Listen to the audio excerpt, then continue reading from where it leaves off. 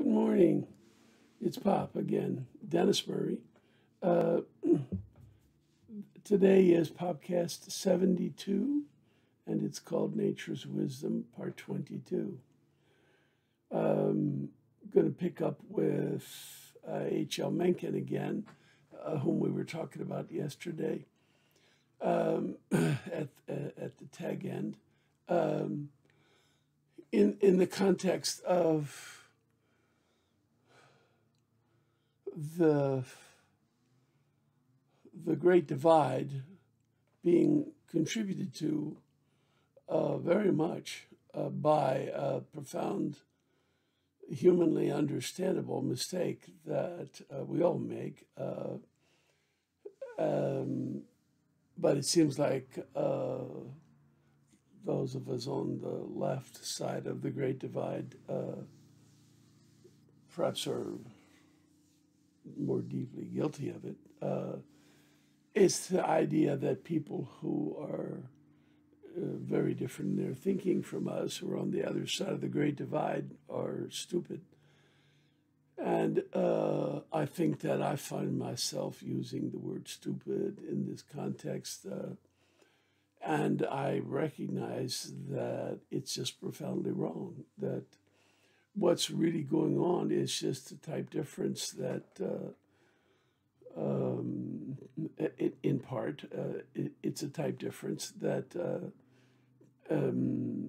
people on the left side of the divide tend to be more open in their approach to life, and people on the right side of the divide appear to be less open in their approach to life. But we all have some degree of openness in nature, is given as varying degrees for the good reason that in nature's wisdom, variation on important qualities of personality, of psychology, is important to protect the species against whatever disasters might be waiting to befall us. And so it's a fundamental lack of appreciation of nature's wisdom for us to think this way, feel this way. It's also very human and very understandable. So we're talking about something that everybody does that's very understandable, very human, and deeply ingrained in us that we need to stop doing. And that it's very important we come to see that it's harmful and that we need to stop. And boy, it won't be easy. It's not quite as bad as going on a diet. It's those are really hopeless in my experience. If you're troubled with eating, it doesn't appear there's any simple way to stop being troubled with eating. But this in many ways is much more difficult, and it's certainly much more important because of its effect on others. Mencken. So H.L. Mencken was a brilliant character in American literature. He, however, had this very negative view about the middle class. And so he's essentially an intellectual snob. And, I don't feel that I've ever been that kind of a snob with that, dripping sense of my own superiority and somebody else's lack of it. Frankly, I've never been all that accomplished or handsome or rich or famous or, highly acclaimed. So maybe I would be one of those, incredible snobs if those things had happened to me, but thank goodness they didn't. So I'm just an intellectual who grew up being very much convinced that intellectualism was extremely important and that people didn't have it were somehow lacking an important quality in human life. And I've since, by reason of my fortunate marriage to a very wonderful person with gobs of common sense, I've learned to appreciate common sense and therefore to put intellect in its proper category as a wonderful gift. Some of us have more of this and some of us have less of, but no substitute for common sense. And essentially, as an add-on to common sense, it's very useful. But when somebody thinks of it as a substitute for common sense, it's very dangerous. It leads to, people like Pol Pot and whoever that crook was, O'Kenley. When you get full of yourself and you have no regard for common sense, you become potentially quite dangerous to others. Ask Marx and Lenin.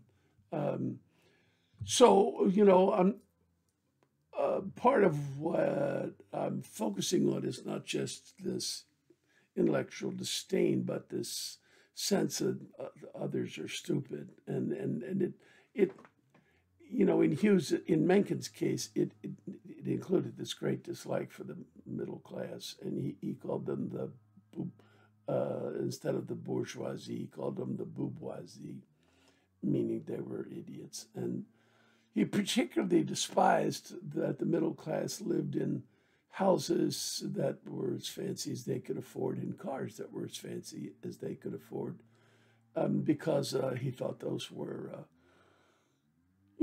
bourgeois kinds of ambitions for people to have, and that you should be more proud of your library than your car. Okay, so, my real point is not so much of how foolish people can be towards the middle class, but how much all of us can easily view people who are different from us as stupid, and how much that's against nature's wisdom. Mencken just came to mind, and I couldn't pass it up. I'm going to go aside for a moment. In my own personal experience, I always lived in lovely homes in Levitt built homes, and I was very, very pleased to be able to have a home and to enjoy it. And then, as I became a bit more successful financially, and the grandkids started coming in great numbers. At the time, we lived in a Levitt home in Crofton that didn't, of course, have a basement. Levitt homes don't. And you couldn't fix that. There's no reasonable way to deal with a concrete slab and put a basement under it. And we couldn't build backwards because I'd already put a pool in the backyard, which was a wonderful thing, but it meant we didn't have enough physical interior space. So I bought really a quite large house nearby with a great big large lot, and it was gorgeous. And I worked really hard to create a beautiful yard. I did all the designing myself, and I will say it was lovely, and I loved being there. But I used to also drive a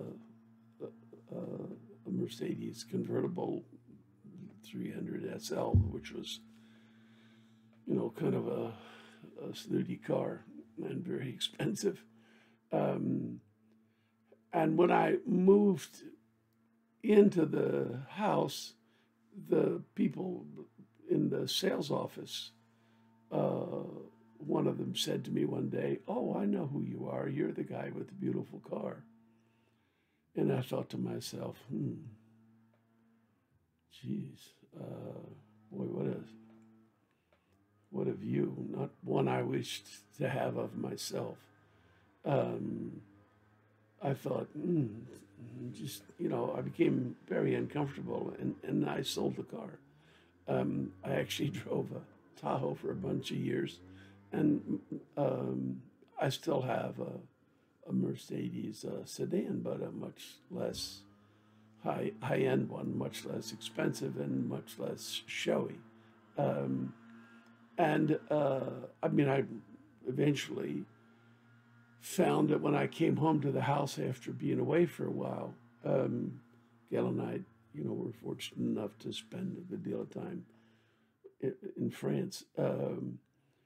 it was a beautiful home to come home to, but the cab driver looked at me like, holy crap, this guy is really rolling in it. And I just felt like, geez, this is not really the sort of thing I want to say about myself. So, combination of events, the grands got old enough that they get busy with their own lives, and we didn't get to see them as much, and we didn't have any need for this great big house, so we sold it and moved to, a little small one-story house like our starter house way back when in 1966. Another Levitt house in Crofton, and we're very fortunate to be here. But this whole thing about cars and houses, I mean, Mencken had a point. You can become unduly interested in having these big, showy, fine things, and if you're well off enough that they don't really matter that much to your finances, even so, it's something to keep in mind as to whether you really want to live at that scale, even if you can easily afford it. And I found it troubling, and that's about the only wisdom I have on it. I found it troubling, and I'm a bit more emotionally comfortable where I am just now with a lovely car, but far more modest, and a charming little home, but far more modest. And so that had to do with Mencken, and it was a side point. It's the main point of today is applying nature's wisdom in the sense of appreciating difference, including the degree to which one is open to life in the world and to new ideas and to new traditions, religious movements, or less than open to those things. So guns and Bibles. I like President Obama as a person. I'm sure it'd be fabulous to sit and have a beer with him. And I think his heart is 100% in a good place. But he did say that something, with a lot of negative implications, a pejorative implication about people clinging to their guns and Bibles. And I got to say, that's an illustration of not following nature's wisdom. That's an illustration of what we've been talking about. So what is it about guns and Bibles? Well, he meant it that essentially they were too rooted in their ways, and their ways were too right-wing for him. But rooted in their ways was the key element. In other words, they weren't open enough. And this is another instance of type bias. Intellect is useful if it's seen as a growth from common sense, but not if it's worshipped in and of itself. And the kind of intellect that Obama had was this global intellect where you test very high on IQ tests because essentially there's two parts of your psychological skills that are more developed than in most other people. You have a real gift for seeing how things go together. What Myers-Briggs talks about is intuition. And you'll have a gift for thinking through how things might go together, making a strong comparison of the possibilities and ruling out some possibilities and strengthening others. So you're able to see the world as a large pattern, and there's some competence to your patterning because your capacity to think about it and find problems with it and refine it and improve it as a pattern, is pretty substantial. So of course it's a nice thing to have. The species of humankind is blessed that some of us have a fair amount of it. But if you fail to see it in its proper place as one of the many wonderful gifts we have, and instead see it as the only one that matters, then you're going to do just what President Obama did in this sentence. You're going to think that people who are far less skillful at seeing patterns and far more open to seeing a new pattern, to giving up the patterns that they were raised on and lived by, you'll run the risk of this type bias. Now, I've learned the hard way that people often make sentences or phrases that, taken out of the context of the rest of their life, isn't very illustrative. So, I'm not going to hang an entire opinion about President Obama on one sentence or phrase that he spoke to one person on one occasion. And I've certainly never met him, and I can hardly claim to know him. His fame and his reputation seem to include a good deal of intellect, and I have to say, it may well be that there's some intellectual arrogance there.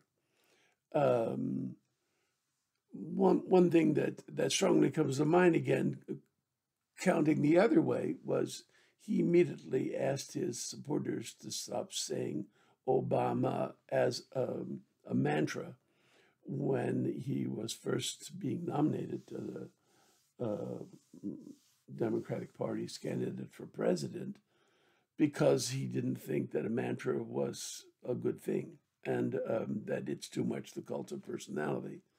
So I could think of 100 things to congratulate him on. He seems like a pretty good dad, for one thing, and a pretty good husband. I'm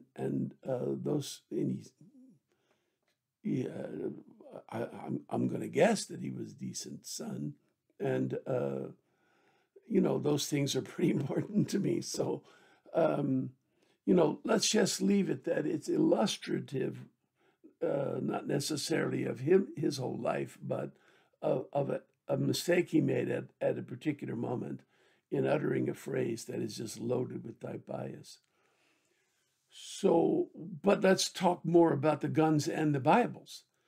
So, what is it about, guns that would make this phrase have arisen, guns and Bibles? And what is it about Bibles? And again, it goes back to type bias, and you could go on and on about guns in general context of the Second Amendment rights and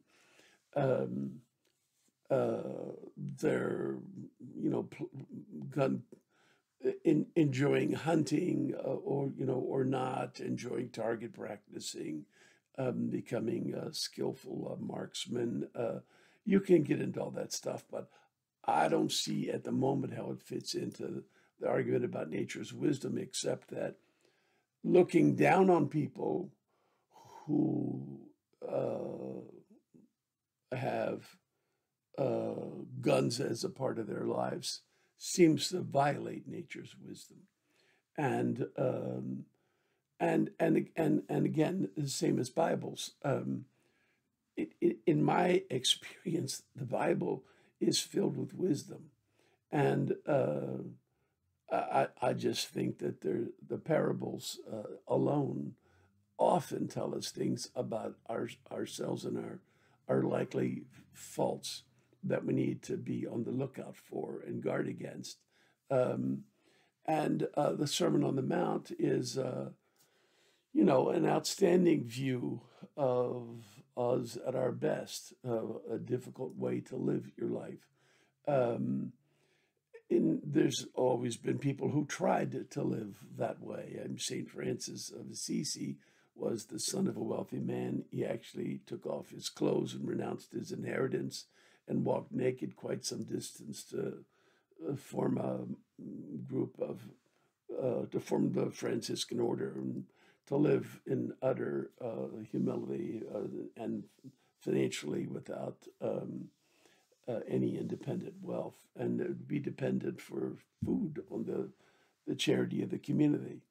So, I mean, the whole thing about how to live Christianity and how pure to be is complicated, but there are lots and lots of pieces of wisdom in the Bible, and it would be real harm to lose it in our lives. There are those people who, you know, Obama's phrase was cling to the Bible, cling in this sense, meaning that they don't want to make enough independent judgment about life. They want to take it straight from the Bible. And they have a respect for the wisdom of the Bible and a respect for their an attitude of their relation to the God they believe in, that makes them look entirely or almost entirely, to the Bible as the source of guidance in their lives and as the source of inner comfort and support. And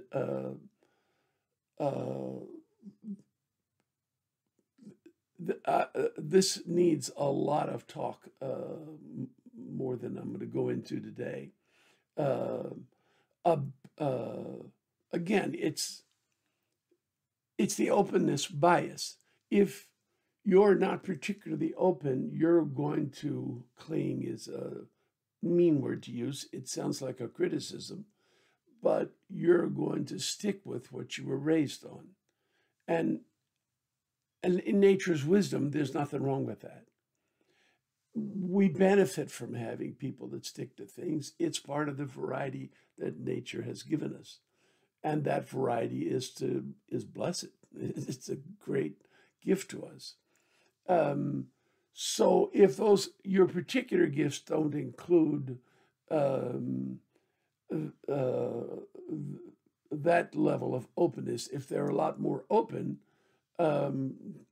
it's your job to appreciate that people who are less open also are contributing to nature's wisdom and contributing to the community. And in particular, the thing that the one side of the Great Divide, the conservative side, gets that the liberals don't get, and I mean get in both sense, in the sense of have and in the sense of understand. The thing that they have from a relatively Bible-centered attitude, openness level, is they have a communal appreciation for the sacred. And, the sacred exists in all of us as a psychological reality. That's why what our individual identity is soul. And whether or not the soul exists after death, we'll all find out in due time, doesn't matter. Psychologically, we feel as if it does, and we live from our psychology. And it feels like, an extraordinary thing to have inside us, and it's deeply connected to a sense that there's a creative goodness at work in the universe. Who most of us immediately personify by some of the names of God. But regardless of whether or not you think there's an independent reality behind the awe that we feel, regardless of whether you personify that reality, there's a psychological reality that is there for all of us. And that psychological reality is sacredness. So those people on one side of the Great Divide have, for the most part, a communal sharing of the sacredness at the heart of themselves, at the heart of the universe, and which they attribute to an external God by the name of Jesus. But the communal sharing is a really, really huge thing. It's something we actually all very much need, and they have it, and we don't. We being those of us, including myself, on the liberal side of the Great Divide. We've lost this communal sharing because our intellectualism made us view the sacred with suspicion and, in some cases, with hostility. Our intellectual arrogance made us sure that only the objective things were true and should be given any credence. And spirituality is a very subjective psychological experience. You have to credit the subjective aspect of our psychology in order to feel spirituality and to give it credence. And that's been a problem on the left. Not that there isn't some belief, but that the left as a whole has an antagonism towards belief being part of community. And the right as a whole welcomes belief as part of the community. It's a huge strength for the right, a huge benefit, and actually one that we on the left are morally starving for. And our appreciation of how wrong we are to contribute to the Great Divide, our efforts to try and end the Great Divide, would be greatly enhanced by coming to this newfound appreciation of the communal aspect of the sacred. And that as a species, we're very much only given the energy to live by the sense of the sacred deep inside us, by our soul's experience of awe. And we need to support and comfort each other because we live in knowing we're going to die, seeing that we sometimes hate and are hated, and seeing the difficulties that can come to us from having to provide for ourselves and our family, and seeing that there's unfairness in the universe, which is quite troubling. So that we all need this emotional comfort of the shared sense of the sacred. And the left needs to come back to an appreciation of the sacred as a psychological reality. That's the way out of the separation of religion from the public life problem. You don't need to believe in an external God to believe that our psychology includes a soulful sense of the sacred that needs to be celebrated and supported, because psychologically we can't live without it. So the right side of the divide has that, and it's a huge asset, and we all need to have it. So everybody can learn from the other. I guess that's where we're going to quit for today. Okay, see you tomorrow. There's a lot of flaws in my presentations, but it's kind of like what you see is what you get. Take care. Bye-bye.